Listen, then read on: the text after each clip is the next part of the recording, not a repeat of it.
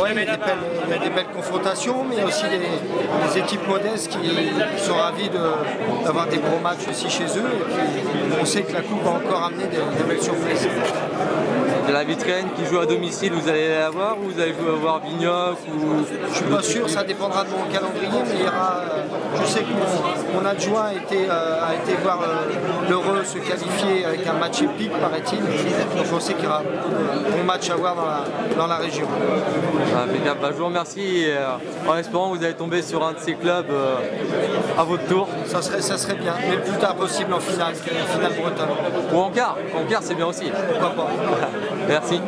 Bon, c'est pas évident, mais bon, c'est quand on jouera sur un bon terrain, on jouera en principe en nocturne, on est habitué, donc c'est dans notre registre. Tout ça maintenant, la différence de millions d'écart, ça va être banni par la motivation de la Vitraine, c'est évident. Comme dans tout match de Coupe de France, le petit par rapport au plus grand, les écarts sont un petit peu banalisés, mais bon, on est prévenu, et puis on a un nouveau groupe qui s'appelle un groupe jeune en national, et puis je pense avec un petit peu d'ambition, et puis malgré tout, même si c'est le championnat qui prime, tous ces jeunes là ont un œil sur la Coupe de France et je pense qu'ils ont envie de faire quelque chose, envie de passer quelques tours. Le prochain tour, ça sera les grosses équipes. Le prochain tour, la L2 qui rentre, donc bon, on voudra bien passer encore 2-3 tours quoi.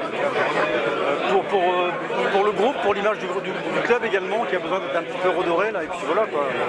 Autant aimer sur un plus petit club et passer un tour. Mais on ne sait jamais, sur un match tout est possible. En plus on reçoit donc devant notre public, nos supporters, on ne sait jamais. Tout est possible. Donc là vous avez l'avantage de recevoir. Sur notre terrain, on a déjà battu Angers qui était en L2 sur notre terrain, donc pourquoi pas. Pourquoi pas, faut être optimiste. L'année prochaine la L2 hein. Ah bah pourquoi pas, j'espère comme il rentre. Il faut d'abord penser sur le 6e avant de parler du 7e. Hein? Pourcentage de gagne, ouais. Bon, 50-50. 50-50. Ouais, on va être trop chauvin quand même. Motivé? Ah bah, motivé, on va motiver nos troupes, on a 15 jours là, pour les motiver à fond et notre public et tout. Il y aura du monde. Ce qu'on voulait surtout c'était de jouer à la maison.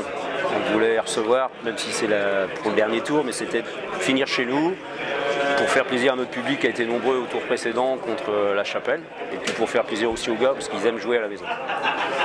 Il y aura du monde? Il y aura du monde, on va rameuter les troupes pour qu'il y ait du monde. Ce sera un bon match de football pour donner du plaisir à tout le monde. Faire plaisir aussi aux dirigeants qui bossent depuis le début de la saison pour qu'on passe tous ces tours.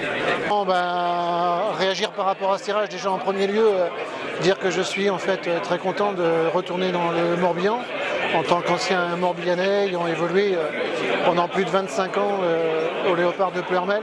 Donc ce sera avec grand plaisir qu'effectivement je retournerai donc dans ce département qui est important effectivement pour moi.